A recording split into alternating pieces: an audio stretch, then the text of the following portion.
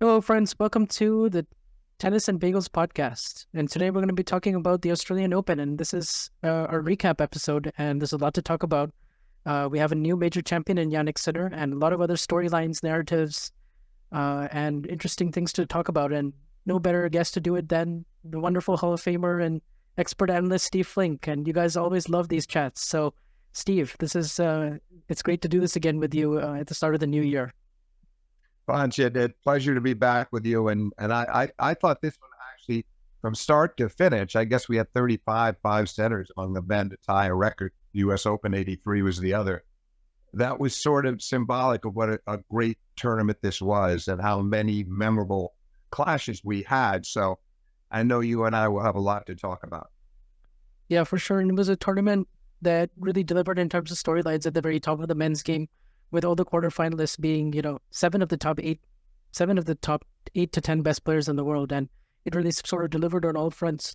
Of course, Jannik Sinner continuing his fantastic form since Wimbledon of last year and really kind of cementing himself as someone who's going to win many more majors, I think. Would you share that view? Oh, completely. I think we're heading toward what I like the most about this is I'm convinced that Djokovic will be examining his rival with Sinner very carefully and trying to figure out what he needs to do in the short term. And they will have, over the next couple of years, some dandies. And obviously, and then at some point, Novak is going to turn 37 in May. And, I certainly see him playing on through next year and maybe 1 year after that. But then when looking at the next decade and beyond, obviously we can eagerly anticipate so many incredible battles between Sinner and Carlos Alcaraz. So he set the stage for it now because he was a little behind although he's a couple of years older than Carlos. Carlos was the one who got on the board first at the majors and won the U.S. Open 2 years ago and won Wimbledon last year. And so I think Sinner's supporters would say this is overdue. So now he's arrived, and I think it's going to be very interesting for me to observe what these three guys, along with Medvedev, it's just an astonishing top four right now. Yeah, for sure. They certainly separated themselves from the rest of the field. And if we look at Sinner's run all across the board, I guess what impressed me the most is just obviously how well he took care of business in the early rounds, because that's always something that for him, we've seen him embroiled in all these 5-set encounters. And this time we really saw him kind of head and shoulders, beat the players he's supposed to beat in straight sets. And it wasn't an easy draw by any means. I mean, to get through Khachanov and then get through Rublev, and then obviously the 4-setter against Djokovic, who was off, should be said. Of course, the first 2 sets he himself said was some of the worst sets of tennis he's ever played in majors. And then of course the final against Medvedev, where he really took care of Daniil after going down 2-0 and stayed so calm and composed and found a way out of it, while Medvedev was also feeling it physically, having spent over 24 hours on court. So I look at this as a really positive event for both Daniil and Jannik, and I kind of don't think of this match for Medvedev like the one against Rafa 2 years ago. I think they're completely different situations here. They are. Listen, he can be excused more easily. It's strange for us to be thinking and saying that this one is more justifiable than the loss to Rafa. But the difference then was that he had a relatively straightforward march through the tournament. He saved a match point in a 5-setter against FAA. But otherwise, it wasn't that taxing. He was fresh physically. Rafa's barely played the second half of 2021. So it made Medvedev a pretty big favorite. And then to get Rafa down 2 sets and Rafa having to play 5 hours to beat him, that was crushing because he was almost up a break in the third. He was 3-2, love 40, and that set got away. And then Rafa really dug in, got his teeth into the contest, eventually beat Daniil 7-5 in the fifth.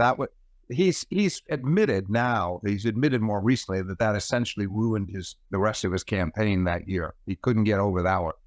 I agree. This one, he psychologically, he can deal with it better. And you knew already how to work. You're so right to point out to the fact that Sinner was extremely efficient. It's very hard, Vansh, to be losing sets if you lose your serve twice in 6 matches on your way to the final. somebody's going to have to squeeze you out in a tiebreak. And that, of course, is where he could have been in trouble had he lost the second set to Rublev. And it was 5-1 down in the tiebreak. That could have gotten interesting had Rublev managed to finish off that tiebreak. But that was the only really precarious moment for Sinner along the way. Now, just to return to Daniil a bit, to Medvedev, I'm essentially in accord with you. I don't think he goes away dismayed or discouraged by what happened, because he knew he had really had to earn his place in that final. He'd done it. He'd made 2 comebacks and 2 sets to let down, including the semifinal against Zverev. You had 3 5-setters altogether when you add the Hurkacz match in. Only 1 straight set match. And yet here he was in the first 2 sets of the final playing, I think, 2 of the best sets I've ever seen from him, especially given the level of aggression. Missing so little, hitting so hard, forehand up 6 miles an hour on average. There were so many good signs, and it might have looked desperate at first. People might have looked at him and said, "What's he doing? That's not how he plays." But he sustained that level, really, essentially, even through the third set, I think, because it wasn't until the end of the third that he got broken at 4-5. And not for the first time.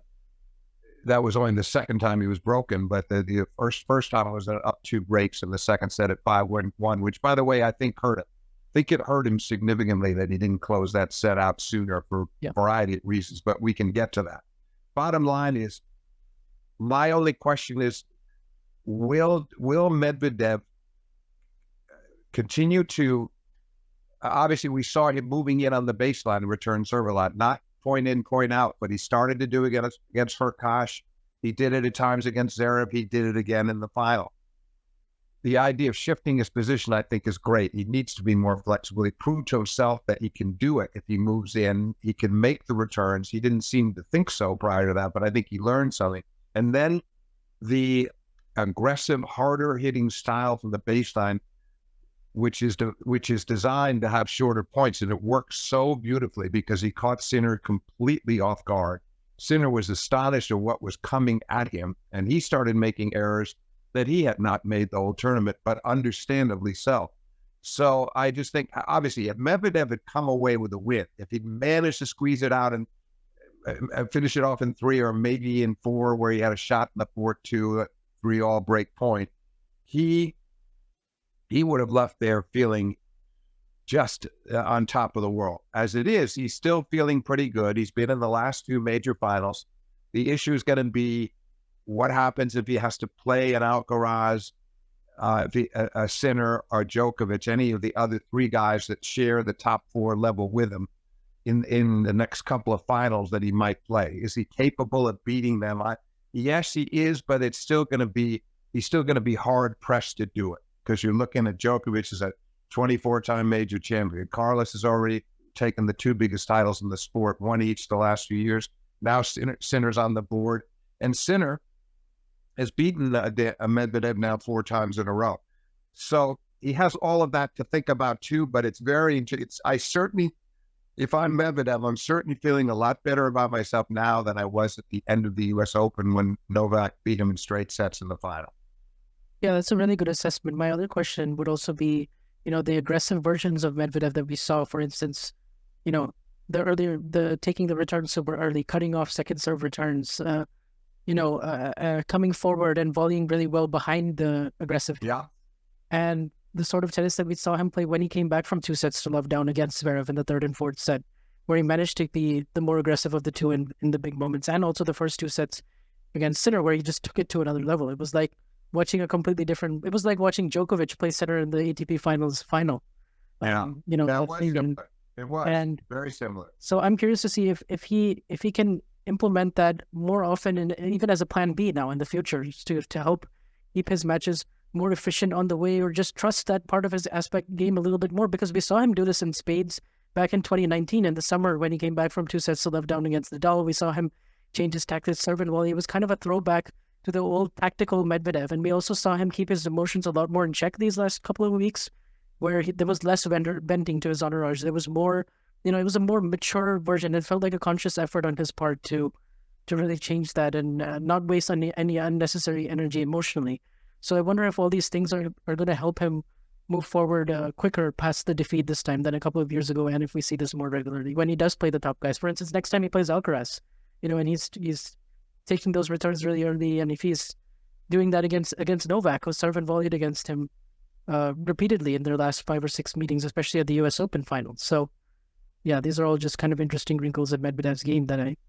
Well, they'll all adjust. Novak and Carlos and Sinner will adjust to what if Medvedev continues to throw this more varied game plan at them. But I think it's great that he opened his mind up to it. It's interesting you brought up 19 because you're right. He was very inventive then, and Rafa should have had him. He was 2 sets up. He was 4-3 in the third. He looked like he had him for a straight set win, and he kind of let Daniel back in. But then Daniel did start to come in much more. He started to show a lot of colors in his wardrobe, so to speak, and it was impressive. But I think we continue to see a lot of that in 20. I thought from 21, despite the fact that he won the Open, there was this crowning moment in his career, that he started to get away from some of the ingenuity that you're referring to and became more rigid and more sort of programmed in how he wanted to play. And now we see a different version again, and it's exciting to see it. And it's certainly not too late in terms of his age, but his competition is going to be fierce, and that's what makes it so much fun to see. What can he do, and what will they do? Because they now will be looking for him.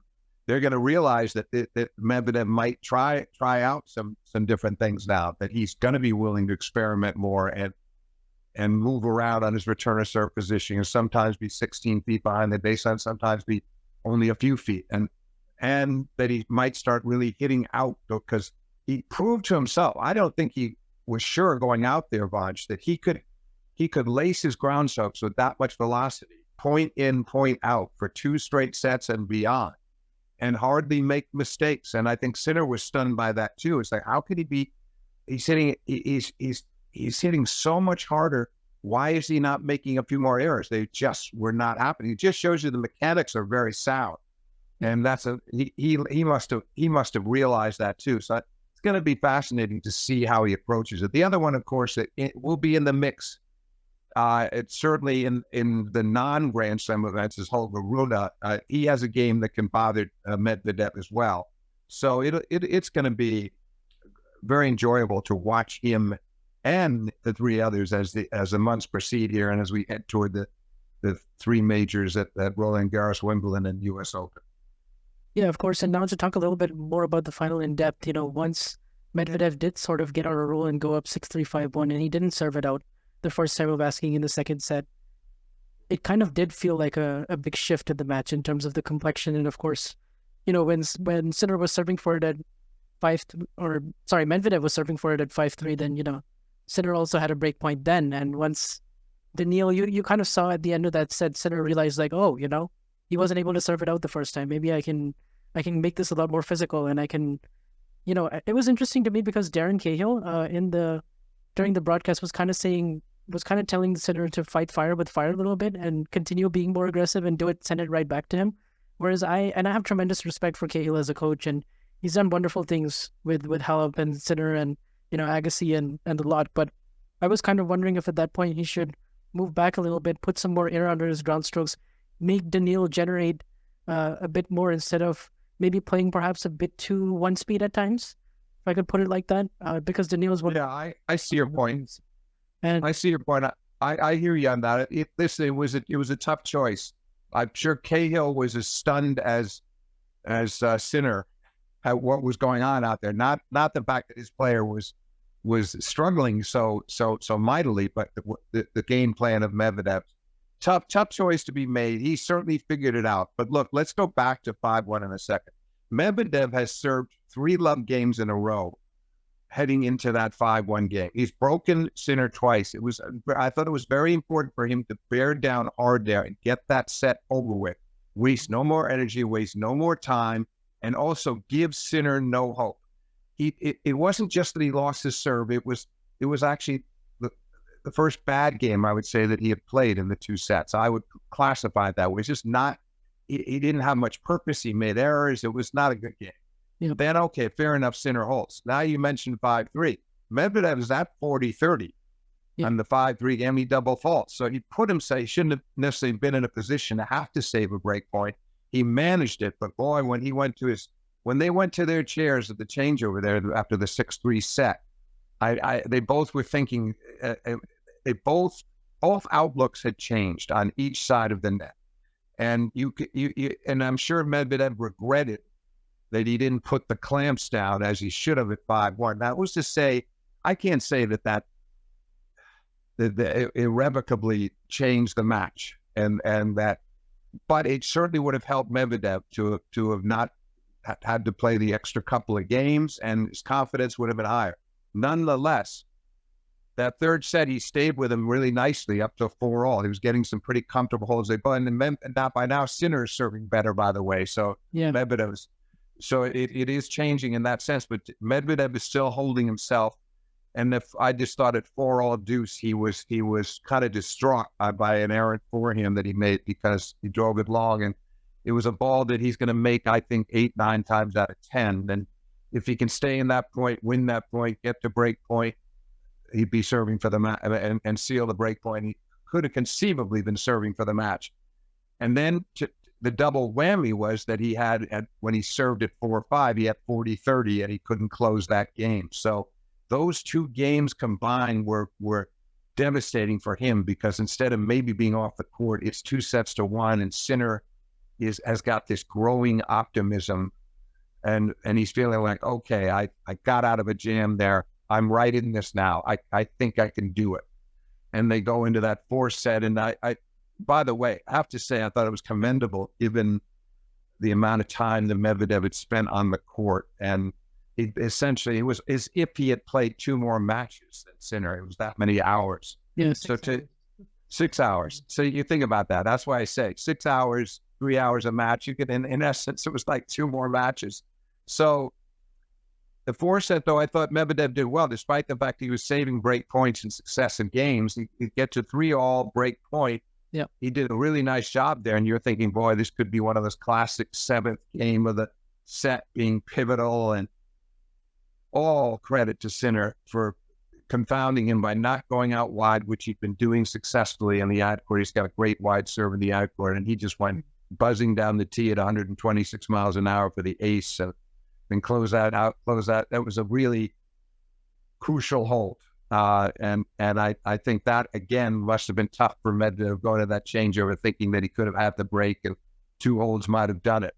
But once again, we see him when he gets to 4-5. I'm thinking each time, the 3rd and 4th sets, when he's getting to 4-5, okay, you feel like he's got a decent chance to maybe at least get it to a tiebreaker. And once again, he has 40-30, but this time Sinner really got him back on his heels with a big forehand, and then stepped in for the swing volley winner. And he ends up getting the break again. So it was to think that Medvedev twice at 4-5 lost his serve. It cost him the 3rd and 4th sets. That was very difficult, I think, because he had been having a very good serving day. In fact, I would say it was his best serving of the tournament. Mm-hmm. When you look back at the up and down serving he gave us against Hurkacz, and how he early on, not the last 3 sets against Zverev, because he served well the last 3 sets, but the first 2, he got broken 3 times in the first set, twice in the second. So he was just very up and down on his serve. Not so against Sinner. He was serving quite well, but to have it happen at 4-5 in each of those sets was tough. And then I thought the first game of the 5th set was pretty important, because Medvedev pushed hard, Hamid 15-30, they go to 30-all, he loses 39-stroke rally. And then another ace, I think a second serve ace from Sinner to go to 1-love in the 5th. And I had the feeling then that Medvedev was going to be hard pressed to stay in him. He played a very kind of a convoluted, not with the same purpose and aggression we'd seen from him when he lost his serve at 2-3. It was kind of a giveaway game, and Sinner took full advantage, served out to 5-2, and then held for the match. A little tension when he served for the match. But he didn't let it get out of hand. He didn't face a break point, and wins the match with that gorgeous forehand down the line, and rifled it down the line for a winner, a classic Sinner forehand winner. And so I think they both took something away from it. I agree with you on that. They both took something away, but for Medvedev, it would have been the most gratifying tournament of his career probably, and one of the more astonishing majors. If we would have put it up there, maybe even higher than, say, Carlos winning his 3-5 setters at the 22 Open, where he saved a match point against Sinner at the U.S. Open, and then obviously he'd already gone 5 with Cilic, and he went 5 with Tiafoe, and he eventually won the final in 4. That was fantastic, as was Edberg, the 92 Open, where he had 3 successive matches down a break in the 5th before beating Pete Sampras in the final. So there've been some phenomenal efforts in that regard, with guys winning a bunch of 5 setters and still being able to pull out the final. If Medvedev had done that after all of the arduous fortnight that he'd endured, it would have been fantastic. On the other hand, he's definitely in a better place than he was last September. Yeah, that's a pretty good assessment of all the key moments, honestly, in the 3rd, 4th, and 5th, and where the match flipped.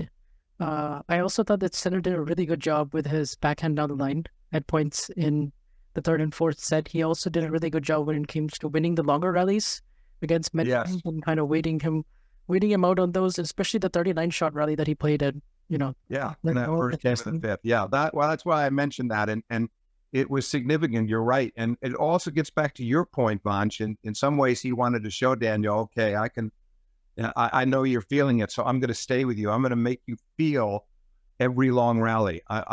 You're going to know that you are being punished, not by me, but by the fact that I'm staying in there, and I'm going to hang in the rally with you. And I think I can win these exchanges. And they had many in the match, but that was probably the most important one. And it was a kind of a crushing blow to Medvedev at that stage, who desperately wants to get up a break in the 5th after losing the hard-fought 3rd and 4th sets. Yeah, and of course you referenced the matches that they played at the end of last year, with Sinner winning those 3 in the autumn, and I think those are very key in this.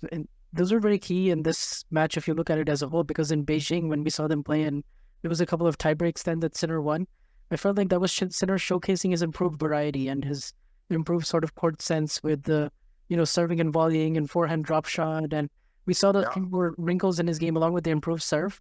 But in Vienna and at the ATP finals, we saw him actually really outlast Daniil from the back of the court and trust his consistency from the baseline. And it didn't used to always be like that with Jannik, because you didn't always used to trust that he'd make those forehands under pressure, and that maybe he'd overhead on some occasions from the baseline. And I feel like that's no longer the case. The controlled aggression he's taken that to a whole nother level. He has, Vanch, and he did. By the way, you mentioned Vienna. I thought he also did essentially the same thing in Turin. He out-rallied him there. Now, it's fascinating. The other thing we must allude to here, Medvedev and all of that. So sometimes these players talk about what they want to do, talk about wanting to change themselves. Medvedev did that in talking about his demeanor and what he was thinking about in the offseason, controlling his emotions. Aside from one dangerous moment, by the way, and I'm sure you saw it against Ruusuvuori, when he went down 5-4 in the 4th on serve, but he was upset because he knew he was going to have to serve to stay in the match, and he didn't think he should have been in that position, and he was mad that he'd lost the first 2 sets. So he flung that racket at the chair at the changeover. That could so easily have bounced up and hit somebody in the box seat. It could have been a disqualification moment, reminiscent in some ways of what happened to Djokovic at the 2020 Open, but worse in a way, because Novak was sort of a casual, not looking careless. Yeah. And where he kind of hit a ball. He didn't throw his racket. He was smacking a ball that hit that lineswoman. So Daniel could have had a similar moment here. But aside from that, he was completely I thought he did a great job. And when he knew he was upset, took his bathroom breaks at the end of sets. He did that against Hurkacz. That was smart.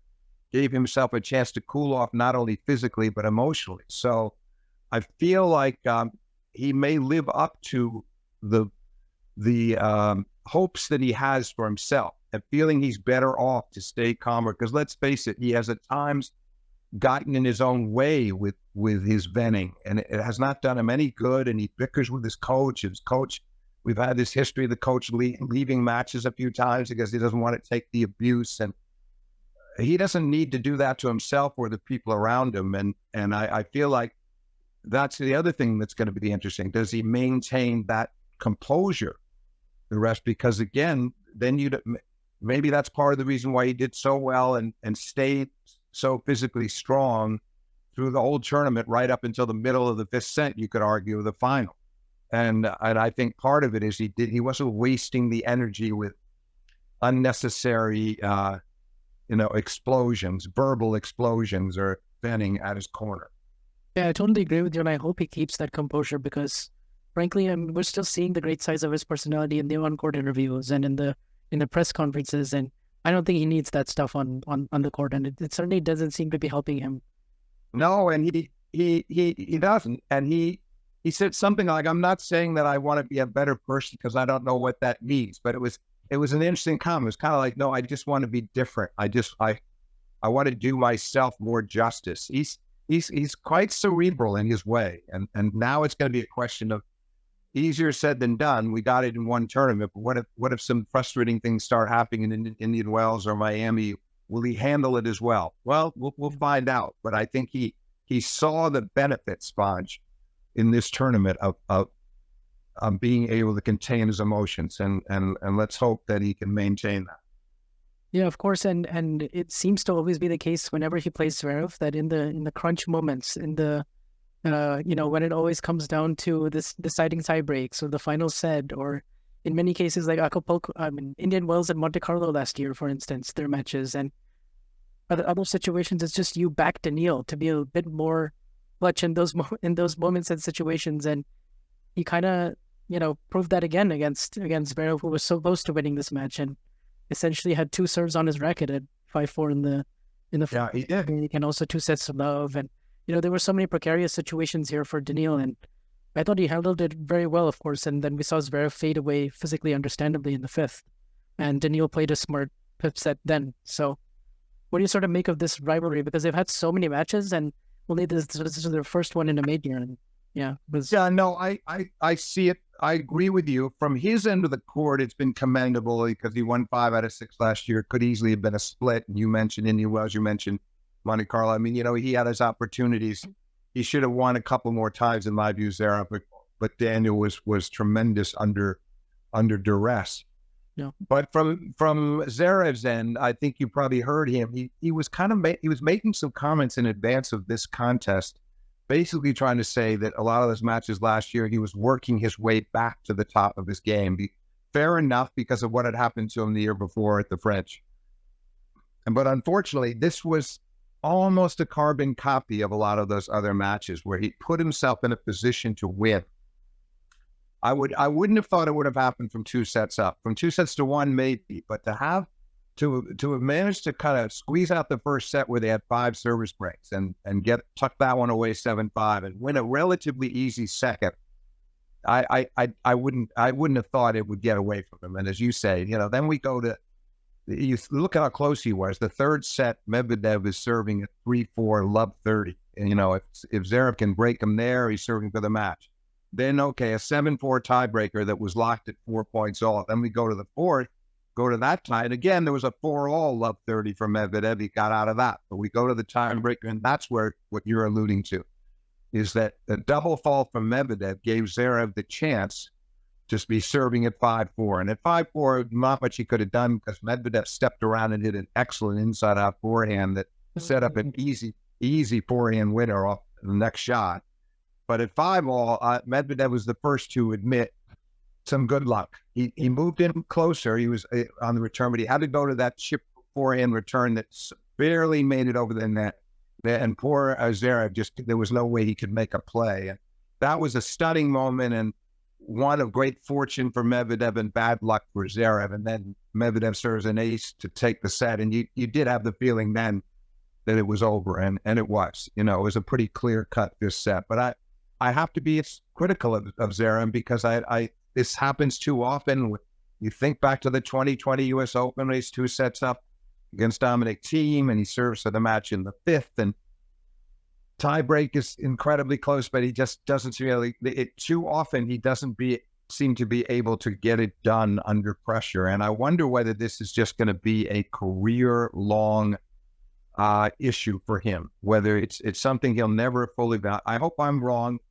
I think he's so worthy with his game of winning a major or two, but I'm not sure he's got the psyche for it. Yeah, I have the same doubts about that as you. But in terms of, I guess let's talk about the other semifinal with Djokovic and Sinner, of course. Yeah, Djokovic just comes out really, really flat, makes 29 unforced errors in the first couple of sets. Sinner playing well, but nothing spectacular, kind of within himself, composed, serving great. And Djokovic plays a very good first point of the match, and you're thinking, okay, game on.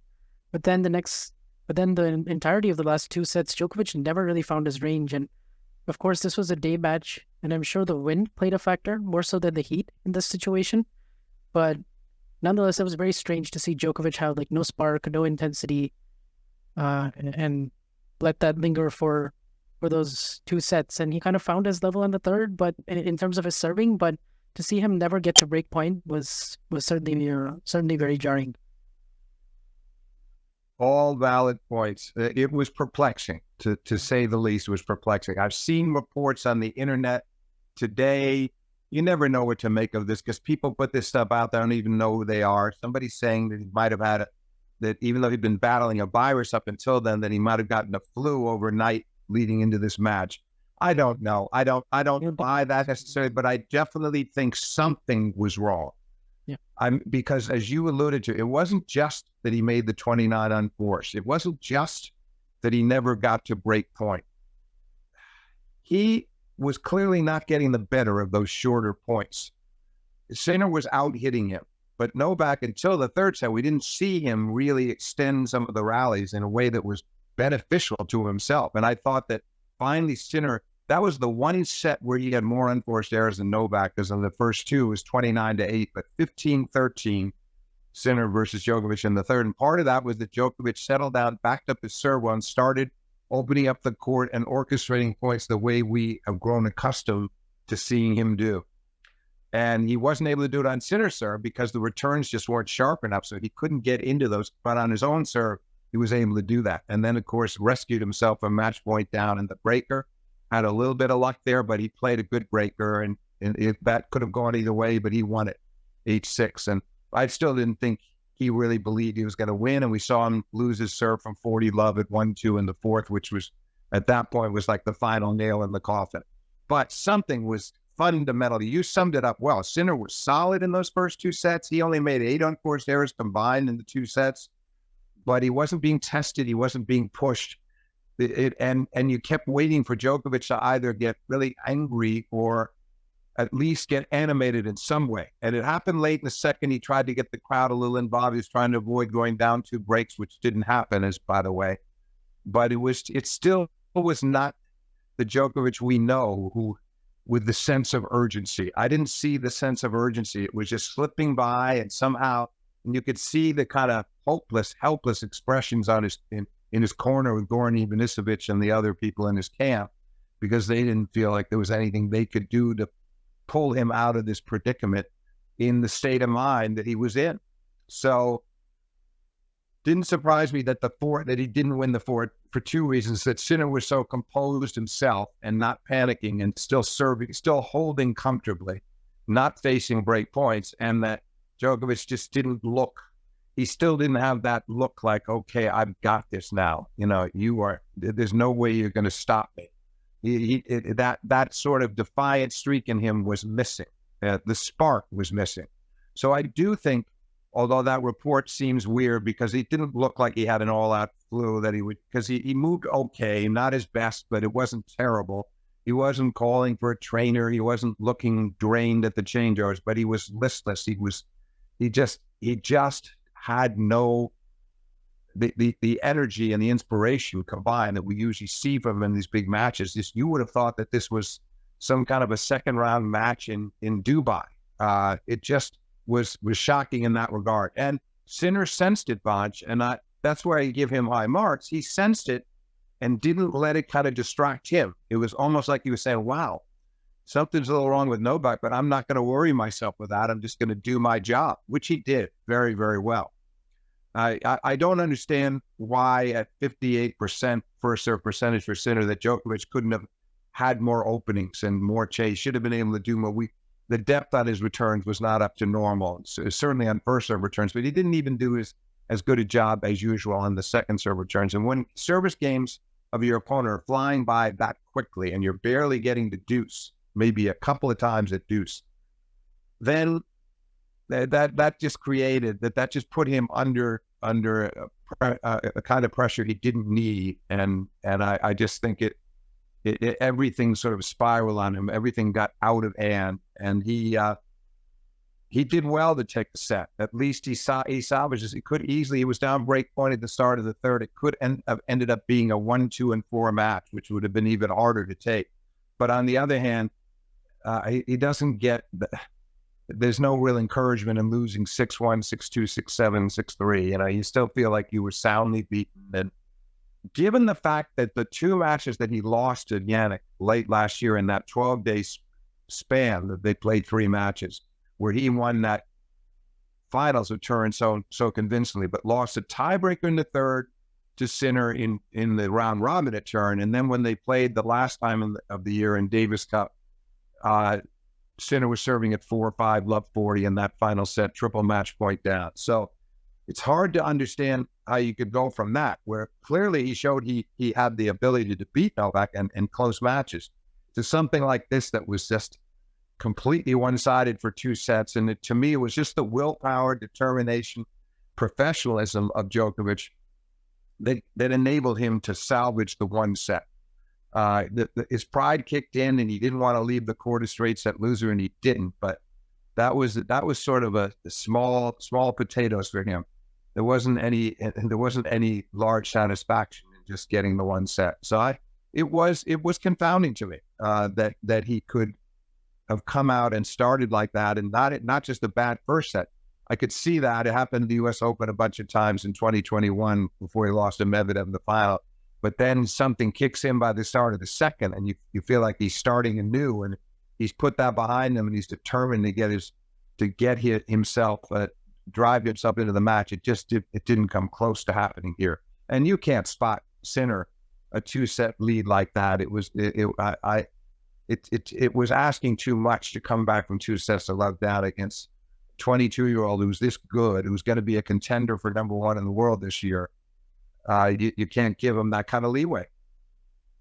Yeah, for sure. And it was also surprising to see when it was 1-2, and 40 love, and he tries one shot, and it was a very good drop shot. Sinner got to it and countered it with a really nice forehand re-drop angle of his own. And then after that, Djokovic just really gave away the rest of the game with unforced errors, 4 in a row. So they did, and that was proof, Vansh, that he didn't believe. I mean, again, you would have thought by 40, 30 or deuce, you would have seen that kind of that look, that sense of anger or defiance or the resoluteness. It wasn't there. The game just slipped away and that's unlike him, to let a big moment like that where you have to keep holding in the fourth and at least see if you can get into another tiebreak. But he knew I think somewhere deep down he just knew he didn't have it that day, and he was good in the press conference afterwards at talking about how, explaining about the wrist and the virus, and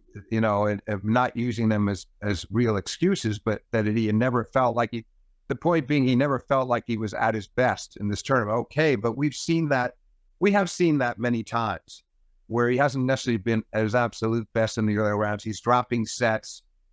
U.S. Open last year, he had the 5-setter down 2 sets to his countryman, Ger. Give me that pronunciation again.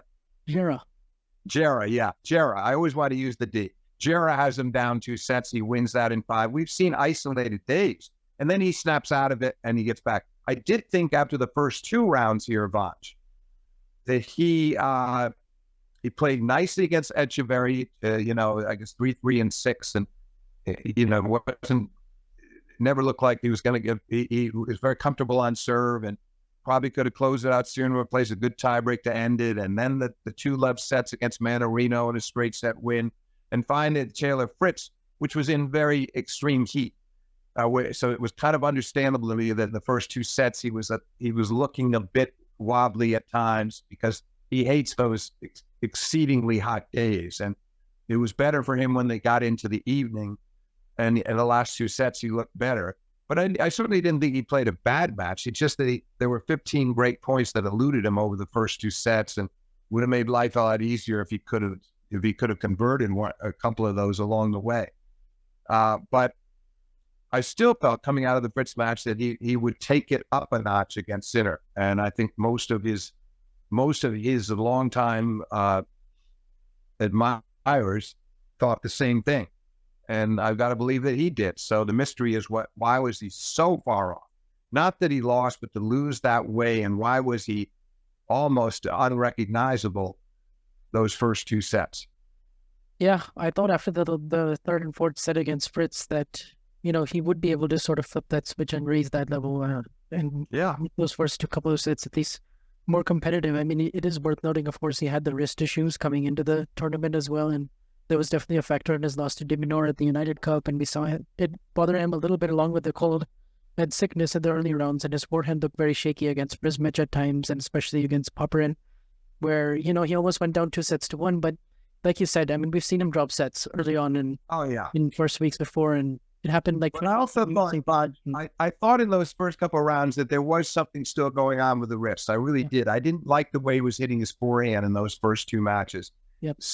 There was something a bit inhibited about it, and you felt like there were times he could have unloaded it and unleashed it the way he has done so well the last few years, and there was a certain caution and certain inhibition. So I felt like that was part of what was going on in those two matches. But then I felt like from Echeverry on, physically, I didn't see any signs left of the wrist being an issue, and I thought the forehand was much better.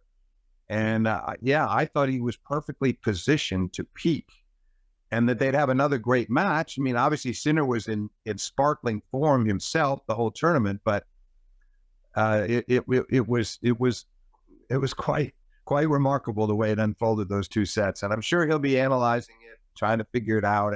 I certainly think he'll come back with when you lost 3 of the last 4 to a key rival like that, you really want to make a move. He'll want to sort of get back at him, not in a personal way, but he'll want to reestablish himself in the rivalry and say, hey, don't think you've got me now, because you don't. And it'll be really interesting to see how he plays him and how well his nerve holds up whenever they next meet, whether that happens to be Indian Wells or Miami or somewhere in the clay court campaign or Roland Garros. Who knows if they could meet a bunch of times conceivably. But I do think it's very important for Djokovic to kind of get back in there. I thought it was important when he beat him in the finals of Turin, because he didn't want to lose to him twice in a week. And then a bit jarring when he lost Davis Cup, but it was just it was almost freakish. It was phenomenal what Sinner did, but how many times could Djokovic lose to anybody when he's got triple match point, and even a big server. So I feel like now it's reached a kind of a crucial juncture for him, and it'll be really, I think he'll respond well. I mean, I think he now will start to treat Sinner in his mind the way he started to treat Carlos in his mind last year, where he began to look at Carlos as a really key rival. And he didn't like losing that Wimbledon final, and he fought back to win that stupendous clash in Cincinnati, where he saved a match point and eventually won it in a third set tiebreak, then beat him again at the end of the year. But you could tell how much respect he had for Carlos. He now surely has the same kind of respect for Sinner, and has to look at Sinner as being on exactly the same level at this point, maybe above, and look at him as maybe right now as his foremost rival. Yeah, I totally agree with all that. It'd also be interesting to see what Sinner does on clay, because we have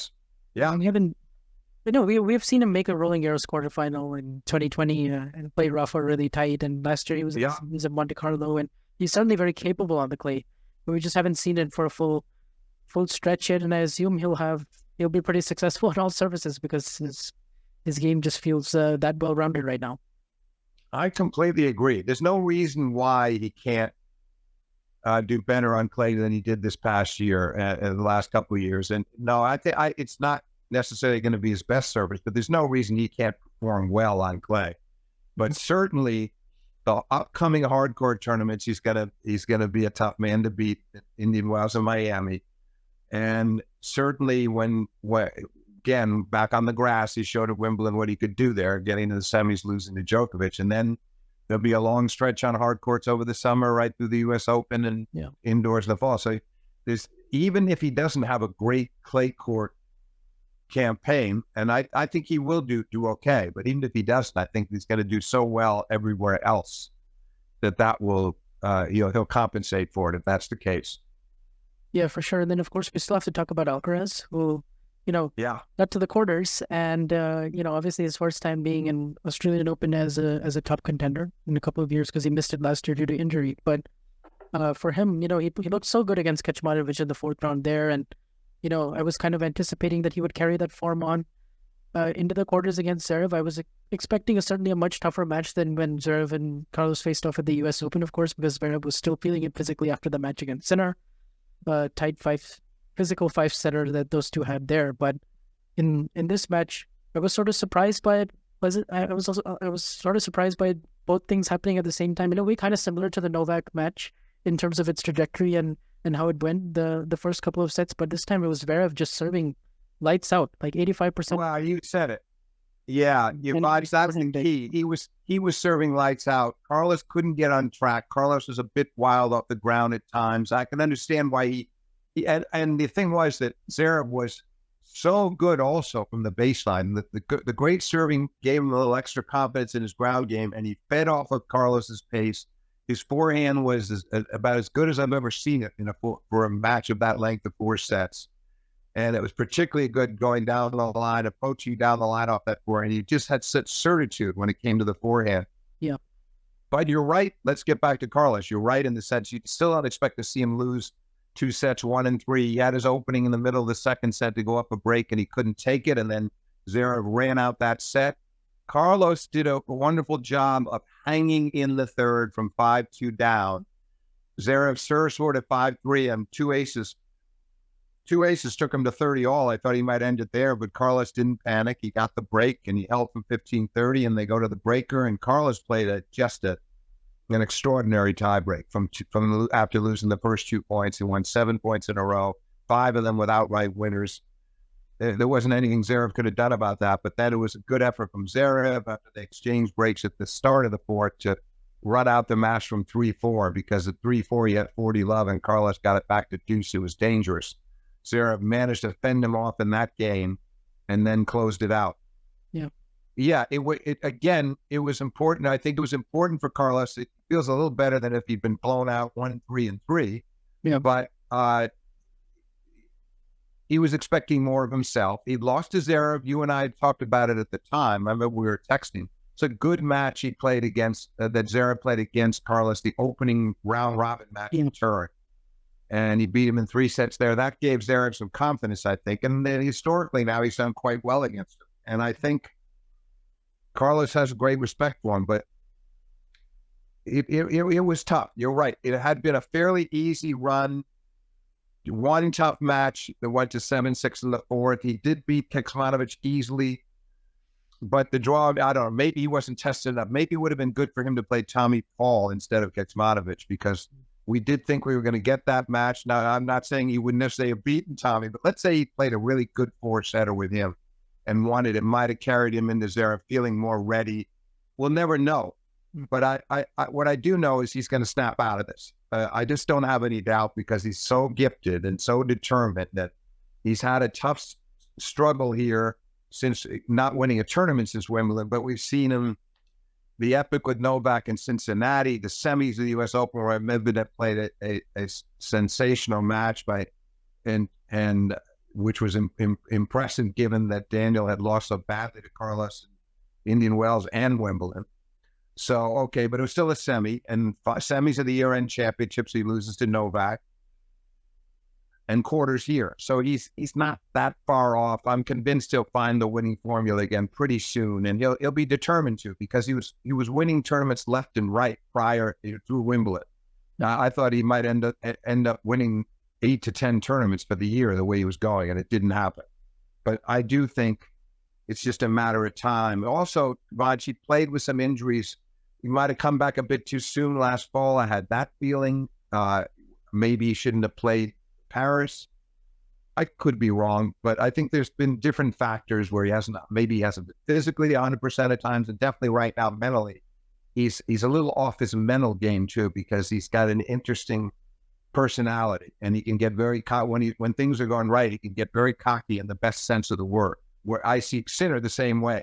When they're at the top of their games, you know, there's unmistakable confidence and conviction in what they're doing, and they don't care who's on the other side of the net. Carlos will get that back, don't you think? And soon. I think so too, also because he's going to be going back to South American clay, and sort of, I think that will also maybe help him construct points a little bit better, because also, you know, Yeah. it takes away not having a great day on your serve, like also as well, Yeah. you know, first serve doesn't become as important. And also he's going to be determined because he won all those tournaments last year, and he went 47-4 from February all the way to the end of Wimbledon. So Yeah. Right. and he's, yeah, I definitely think so, because he isn't that far off. At the same time, you know, he's got work to do and stuff to work on in his game, and it'll be fun to sort of evolve with it'll be fun to sort of watch him evolve along with Sinner and Djokovic and Medvedev. But I guess Well, I think the serve, Vansh, yeah, you're right. That pressure, that layer of pressure is removed when he gets back out on the clay, because it won't be as important. But I think when he returns to the hard course, I like to see him serving bigger again. I like to see. I think that he and Juan Carlos need to address that, because there's some matches. I mean, like the Zverev match, where as great as Zverev served and played, because he was magnificent both on serve and from the baseline. Carlos needs to do a better job of holding. You got to at least literally hold up your end of the bargain and stay with him. And he got blitzed in the first, and you know, then and again in the second, lost the serve a couple more times in the fourth. It's like it's just you at this level you can't get away with that. I don't think. I don't think he can, at least. And so I think that needs to be addressed. You know, I'd like to see him get back to the point where it's pretty hard to break him in a match, where you know he loses. You know, maybe in a 4-set match he only loses his serve once. I'd like to see more of that from Carl. More dominance on serve, more easy holds, and fewer breaks. Yeah, for sure. The first serve efficiency is like the one thing you can point to in Alcaraz's game that's kind of lagging behind the rest of it. And also I'd also just like to see him be a bit more patient and rely on that superior speed and athleticism, you know, that he possesses. And he's just such a shot maker and entertainer, and he's got this, like, you know, flashy way of playing, and then sometimes perhaps that gets in his way a little bit, but it's also what makes him the great player that he is. So yeah, the only thing I would change what you just said is I wouldn't use the word perhaps. I think it definitely does, but I think he understands it. He has this, but he had this really great balance at Wimbledon, for instance, where I thought he was something better, and he was being more efficient, and you know, he had this ability, like against Djokovic in the final, to get those returns back into play, and you know, win some of those longer exchanges and trust his legs more and rely on that part of his game, because he's so fast. And so it's that was a big factor in Wimbledon, that after the first set, when Djokovic beat him so comfortably 6-1, that he started getting many more returns back in play, but that was because he didn't try to do so much with it. Yeah. And he didn't worry about hitting, you know, giving eye candy to the crowd, so to speak. Exactly. And that's always been kind of, he's been susceptible to that. And it's kind of an endearing quality in some ways, that he wants to please the crowd that much. But obviously the first priority has to be, you know, I'm out here to win. There'll be plenty of time to make the highlight reels, and I'll make automatically, because of my shot making capabilities, I'll pull some of those off and those will be nice moments. But I've got to pay attention to the bread and butter too. And some of it has to just be the basics and the percentages and doing what's going to help me win. But I think in the back of his mind, he knows that, and he'll rediscover that, because we saw some of that. I saw plenty of that from him when he went, and not just in Wimbledon last year, but in that 22 Opens. Yes, difficult matches, difficult moments, but when he had to buckle down, he did. And I'm confident that he'll sort of rediscover the winning formula soon enough. Yep, that's a good way of putting it. I guess a couple of other players I wanted to mention. Taylor Fritz, he had a great tournament. I mean, a little bit dangerous in his first match against Facundo Diaz Acosta, where he like turned his ankle, and then, you know, there was another one of those, oh no, Taylor's going to lose in the first round of a major again. But now that's back-to-back majors where he's made the quarters, and this time he really equipped himself nicely against Novak, and many of those break points came up with really brilliant shots on his backhand especially, and that's some of the best 2 sets. I think that's the best he's ever played against Djokovic. I think so, because Oh, I don't think you can take the 2021 match and say that was better than this one. I think no, the only one that came close to this was Turin in the semis. Yeah. At the 22, where he took him to 2 tie breaks. So it was pretty well played too. But this was better. This was even better. And I agree. Second straight quarter, high quality. Actually, what I think happened was that because he paid the price for the back. You're right that on the break points he was phenomenal at times in his ability to just sort of forget about the pressure and go for it. And his backhand he was surprising Djokovic by coming up with these big shots, because Novak thought it was going to be enough to just play a nice deep return down the middle and work the point and coax some kind of an error, but that was not happening. So he fends off those 15 break points across the first 2 sets, and it was almost every other service game that Taylor was under this kind of duress. But then by the time we got to early in the third, I think he was physically spent. I think Novak had, he had worn himself out. Novak had worn him out, because I think there was a big difference in his legs and the quality of his play. And then Djokovic also stepped his level up. But I agree. Listen, he also beat Tsitsipas. It was a good win for Taylor. And so I feel like this was vindication for everything that's gone on with him the last couple of years. And any of us who might have been saying that maybe his peak work was done. And no, I think at this point, I see him sort of hanging around the bottom of the top 10. If he made a move higher, I would be very impressed. But I certainly think he can hold his ground, because that was a more impressive major than the U.S. Open last year by far. Yeah, by far. Then he's got the forehand drop shot as well, which I like that he's using that a lot more, because he's kept coming forward. But I like the addition to that as well. And he's of course got the fighting spirit. The backhand is great. One of the best ball strikers. Obviously, he's never going to be an elite mover, but he's done the best that he can in terms of maximizing those abilities as well. And I love the Tsitsipas matchup for him. For him, it's a good matchup just because he can target that. It's a kind of an easy kind of game plan for him to implement in his mind. He might not always win, but I think, he definitely showcased that that was his first time ever beating a top 10 player in a major. So. Right. No, I was impressive. And Tsitsipas had been finding some form after the first round. So coming into it, I was giving him a slight edge, because I thought that he was back, and it's always been his best major, and he's the runner-up last year. And so I was giving him the slight edge, and Taylor ended up winning fairly comfortably in 4 sets. It was a great effort. So yes, he should come away feeling very good about himself and ready to move on with the rest of the year successfully. And I could see him even having slightly better results than he did in 2023 based on this form. You mentioned the mobility. I for him, that's as well as I've ever seen him move. And I think he's also getting more aggressive on his back and missing fewer forehands. His level was quite high. It was for sure. And of course, we're still waiting for that Grand Slam breakthrough for Holger Rune. He's showing it in best of 3, first half of last year all the way till Wimbledon. Then got hurt with his back. And then, we didn't really see him put it together again until, a couple of good showings in the Paris and ATP finals. And, this just kind of showed that he's got some work to do still, like, physically and mentally, just too many ups and downs and dips in terms of his overall level. And came up against a really inspired opponent in Arthur Kazan in the second round. But you do sort of wonder, is he going to be able to manage his emotions and nerves and the physical issues that we keep seeing him have in the other 3 majors this year, or if it's just he's got to take his time to grow, just like Sinner, and maybe in 2 or 3 years he'll be winning a major. Yeah, but I think, Vansh, I always felt that Sinner, he's had some moments in the majors, some disappointing performances in the majors up until Wimbledon last year, but I never worried too much about him in best of 5. I still worry a lot about Rune. Right. And here's another example, and it's he ended last year, as you know, he was playing much better tennis once Becker came aboard, and he played a great match. He played really quite well against both Novak and Sinner, even though he lost those matches in Turin. I thought he'd recovered the form that made him such a standout in the first half of the year. So, and I still think he can get that back, and no reason in the Indian Wells and Miami and certainly on the clay that he can't do some great things again. But I'd like to see him be more of a factor. I mean, he did play well at Wimbledon to get to the quarters, and then Carlos took care of him pretty comfortably and straight. didn't play a terribly good match there. Yeah. But that was almost an exception to the rule. I'd like to see him. He should be somebody that's a threat at the majors right now. He has not yet shown us that, but he should be.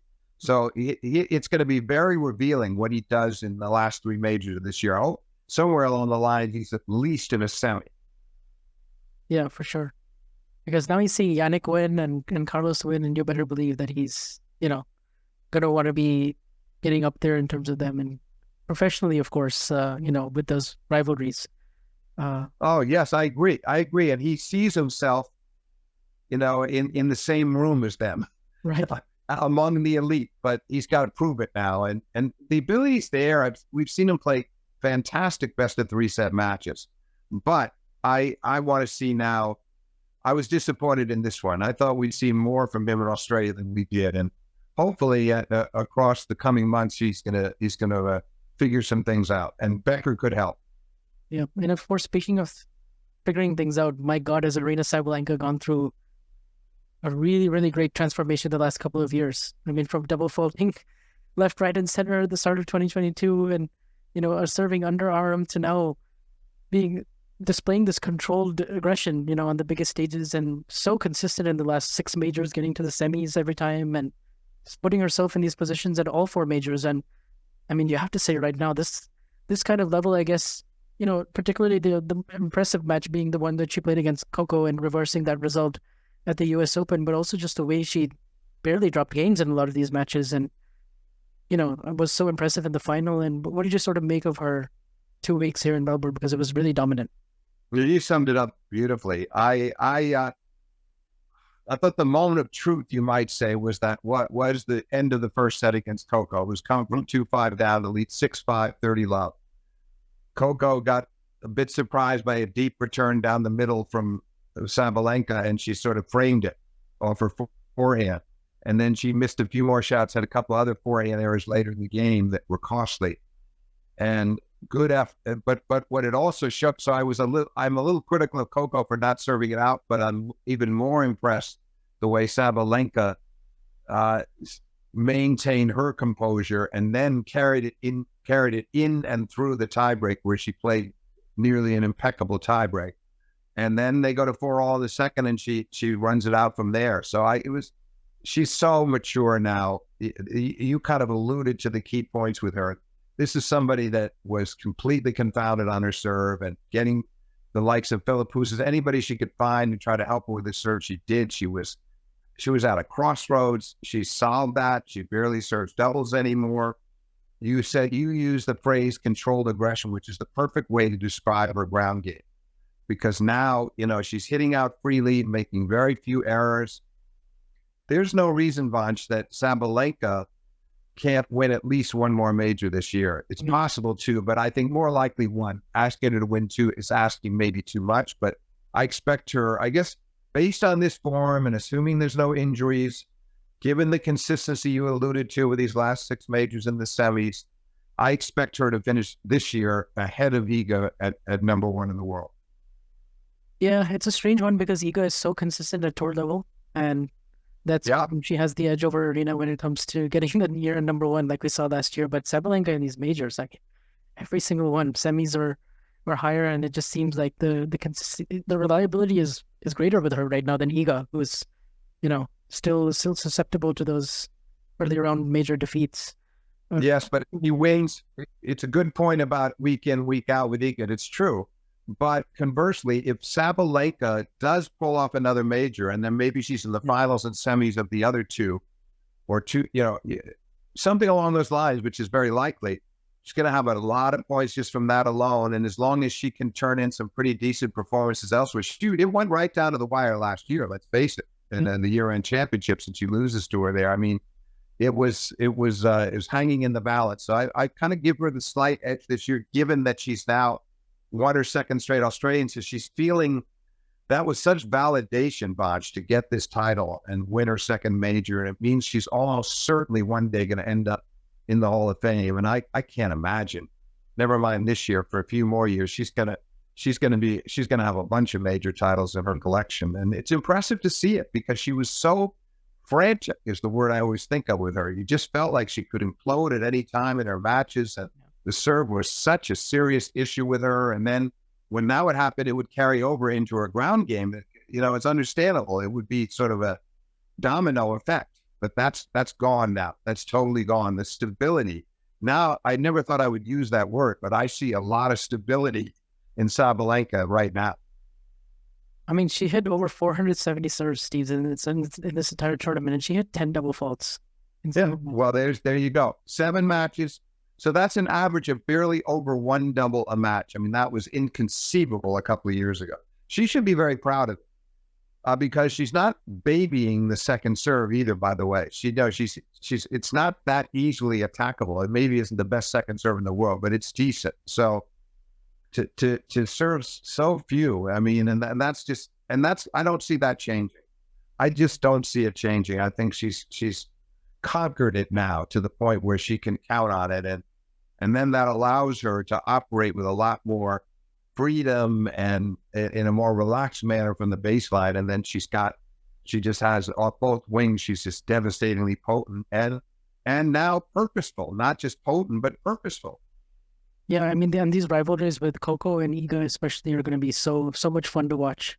They are. We're going to play many more times this year, and we're going to see some of the best. Yeah, and by the way, Vansh, Coco should not be discouraged. She didn't play her best this tournament, but she's in the semis. She's competitive. She felt she actually said that she thought she played better against Sabalenka here than she did at the U.S. Open. And so I feel like she again can come away with feeling like, look, I'm gonna get a major this year somewhere. And actually, I think Coco will be very competitive at Roland Garros, where she's been in the final before, and she's very comfortable on the clay. She's got a shot there. She's got a shot anywhere. So I feel like I'm glad she didn't go out early. I'm glad she didn't lose that nerve-wracking quarterfinal. And she takes her place in the semis and loses to the woman who right now is the best woman player in the world. Forget the rankings. Right now, she's the best. Yeah, for sure. And then, of course, Zhang Qinwen did a great job taking advantage of, that top half of the draw and really taking care of the pressure that was on her. Once Rybakina lost, Swiatek lost, Pegula lost, Vondrousova lost. So it was good to see that sort of level of consistency pay off for Zhang Qinwen, because she's a real talent. Obviously, the serve is a double-edged sword with her, because she hits that, she has that little bit of a hitch in her service motion, and she hits a lot of aces, but also a lot of doubles. And she's clearly very, very talented, works extremely hard. And since Wimbledon, all of her losses have been Sabalenka, Rybakina, Iga. So just shows you that level of consistency. And she didn't face anyone in the top 50, and perhaps maybe this came ahead of schedule for her. This is kind of like, Goff getting to the 2022 French Open final for me. So I think we'll see the best of her in a year or two from now. But this was a really good first step, and she did get. Yeah, it's a first step. I'm not sure she's headed for the same territory as Goff, and maybe so. But you're right. She took full advantage of a wide open draw. I frankly think we get a little too much of that in the women's game. I'd like to see the top ones be a bit more reliable. But what I think will happen the rest of this year is we know that Iga is thoroughly professional. She'll bounce back from this. She'll have a great chance to win again at Roland Garros. We know that Sabalenka is going to be in the thick of it in all the majors, and I expect Coco to be right in there in all the remaining majors too. So I have a feeling those three will. It isn't to say that Rybakina and others won't have their say, but I believe that Sabalenka, Coco, and Iga, or I should say Sabalenka, Iga, and Coco, maybe in that order, they will be the hierarchy of the women's game, and they'll come away with the biggest prizes. Because I still think before this year is out, I guess if I had to call it now, I'd say Sabalenka gets another, Coco gets one, and Iga gets one. And that's how the 4 majors are divided. Yeah, and for Iga, it's also going to be Roland Garros Clay Olympics. So she's got that as well. And yeah, Roland Garros. So there's going to be some pressure on her to win both those tournaments and try to do a little bit better at Wimbledon. And her run, to me, obviously one of the memorable standout matches against Danielle Collins in the second round. But to me, it was similar to Wimbledon in the sense she had that standout match where she got out of jail against Bencic. And then we thought that would carry her maybe to her first Wimbledon title. And then here, I thought she would go much deeper after Rybakina lost, Ostapenko lost. I was surprised to see her go out to Noskova in the fashion that she did from a set up. But, I'm sure she'll bounce back from it. And it was... Oh, she will. Yeah. She will. She will. I have no doubt. Yeah, for sure. And so it was overall a pretty good tournament on the men's and women's side. And I think it sets us up really nicely for the rest of the year and the Sunshine Swing and the clay season after that. And yeah, a lot of great highlights. And like you said, 35 5-set matches on the men's side, tied with 83 US Open. So yeah, I think we'll be looking back at this one very fondly in the coming years.